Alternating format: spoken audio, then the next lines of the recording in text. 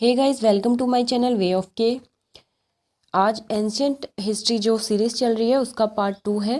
तो स्टार्ट करते हैं वीडियो को। विदेशी यात्रियों से मिलने वाली प्रमुख जानकारी। यूनानी रोमन लेखक टेसियस जो लेखक है यह ईरान का राजवैद्य था। भारत के संबंध में इसका विवरण आश्चर्यजनक कहानियों से परिपूर्ण होने के कारण अति विश्वसनीय है। हेरोडोटस, इसे इतिहास का पिता कहा जाता है। इसने अपनी पुस्तक हिस्टोरिका में 5वीं शताब्दी ईसा पूर्व के भारत फारस यानी कि ईरान के संबंध का वर्णन किया है, परंतु इसका विवरण भी अनुश्रुतियों एवं अफवाहों पर आधारित है। सिकंदर के साथ आने वाले लेखकों में निरियाकस, आनेसिक्रिटस तथा अरिस्टोबुलस के विवरण अधिक प्रामाणिक एवं विश्वसनीय हैं। मेगास्थनीज, यह सेल्यूकस निकेटर का राजदूत था जो चंद्रगुप्त मौर्य के दरबार में आया था। इसने अपनी पुस्तक इंडिका में मौर्य युगीन समाज एवं संस्कृति के विषय में लिखा है। डाइमेकस, यह सीरियन नरेश आंथियोकस का राजदूत था जो बिंदुसार के राजदरबार में आया था। इसका विवरण भी मौर्य युग से संबंधित है। डायोनीसियस, यह मिस्र नरेश टॉलमी फिडेल्फस का राजदूत था जो अशोक के राजदरबार में आया था। टॉलमी, इसने 2री शताब्दी में भारत का भूगोल नामक पुस्तक लिखी। प्लिनी, इसने 1म शताब्दी में नेचुरल हिस्ट्री नामक पुस्तक लिखी। इसमें भारतीय पशुओं, पेड़ पौधों, खनिज पदार्थों आदि के बारे में विवरण मिलता है। पेरिप्लस ऑफ द इरीथ्रियन सी, इस पुस्तक के बारे में जो लेखक के बारे में जानकारी नहीं है। यह लेखक करीब 80 ईस्वी में हिंद महासागर की यात्रा पर आया था। इसने उस समय के भारत के बंदरगाहों तथा व्यापारिक वस्तुओं के बारे में जानकारी दी है। चीनी लेखक फाहियान, यह चीनी यात्री गुप्त नरेश चंद्रगुप्त द्वितीय के दरबार में आया था। इसने अपने विवरण में मध्य प्रदेश के समाज एवं संस्कृति के बारे में वर्णन किया है। इसने मध्य प्रदेश की जनता को सुखी एवं समृद्ध बताया है। यह 14 वर्षों तक भारत में रहा। संयुगन, यह 518 ईस्वी में भारत आया। इसने अपनी 3 वर्षों की यात्रा में बौद्ध धर्म की प्राप्तियां एकत्रित की। ह्वेनसांग, यह हर्षवर्धन के शासनकाल में भारत आया।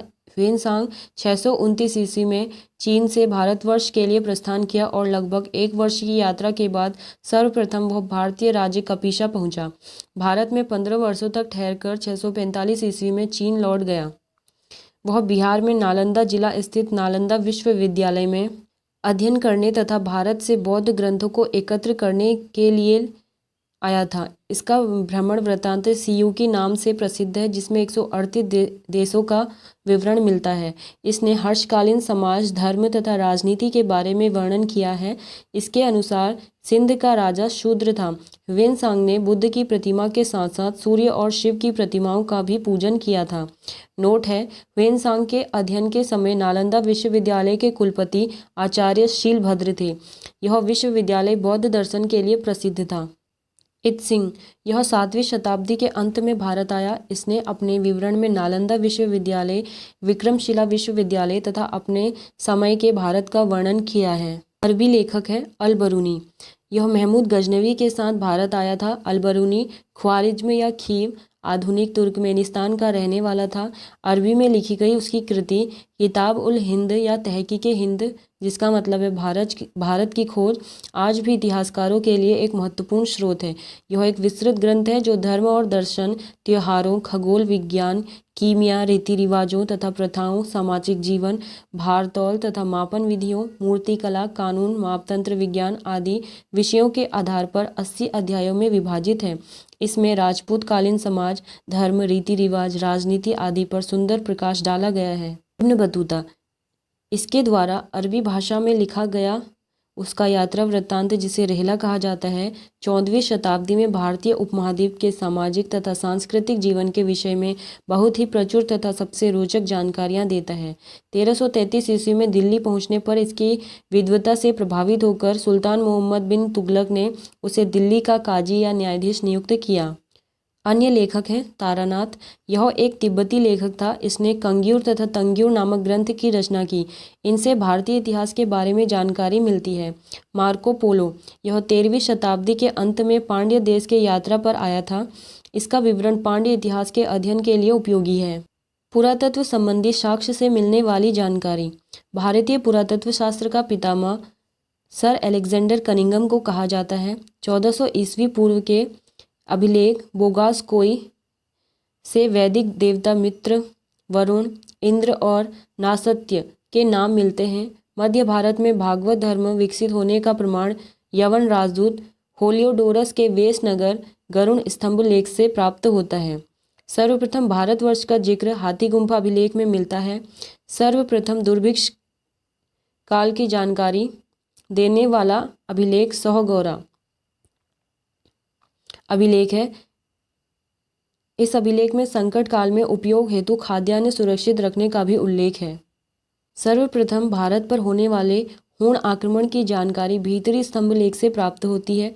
सती प्रथा का पहला लिखित साक्ष्य एरण अभिलेख, जो कि शासक भानुगुप्त का है, से प्राप्त होती है। सातवाहन राजाओं का पूरा इतिहास उनके अभिलेखों के आधार पर लिखा गया है।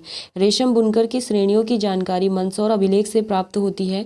कश्मीरी नवपाषाणिक पुरास्थल बुर्जहुम से गर्तावास यानी कि गड्ढा घर का साक्ष्य मिला है। इनमें उतरने के लिए सीढ़ियां होती थी। यहाँ मनुष्य के साथ उसके पालतू कुत्ते को भी दफनाने की प्रथा प्रचलित थी। प्राचीनतम सिक्कों को आहत सिक्के कहा जाता है। इसी को साहित्य में काशार्पण कहा गया है। सर्वप्रथम सिक्कों पर लेख लिखने का कार्य यवन शासकों ने किया। समुद्रगुप्त की वीणा बजाती हुई मुद्रा वाले सिक्के के उसके संगीत प्रेमी होने का प्रमाण मिलता है।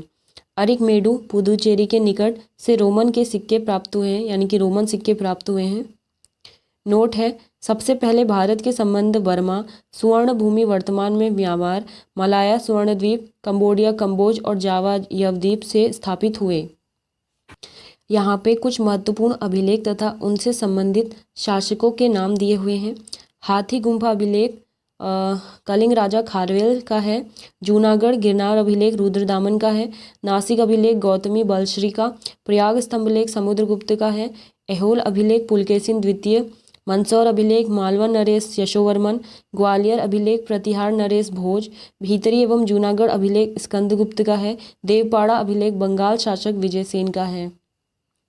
नोट है, अभिलेखों का अध्ययन एपिग्राफी कहलाता है। उत्तर भारत के मंदिरों की कला की शैली नागर शैली एवं दक्षिण भारत के मंदिरों की कला द्रविड़ शैली कहलाती है। दक्षिणापथ के मंदिरों के निर्माण में नागर और द्रविड़ दोनों शैलियों का प्रभाव पड़ा, अतः यह वेशर शैली कहलाती है।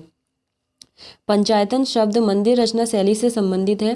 यह एक हिंदू मंदिर तब पंचायतन शैली का कहलाता है जब मुख्य मंदिर 4 सहायक मंदिरों से घिरा होता है। पंचायतन मंदिर के उदाहरण हैं कंदरिया महादेव मंदिर खजुराहो में, बृहदेश्वर मंदिर भुवनेश्वर में और लक्ष्मण मंदिर खजुराहो में और लिंगराज मंदिर भुवनेश्वर में, दशावतार मंदिर देवगढ़ उत्तर प्रदेश, गोंडेश्वर मंदिर महाराष्ट्र में। तो आज की वीडियो में इतना ही। नेक्स्ट टॉपिक को हम अगली वीडियो में देखेंगे। Thank you.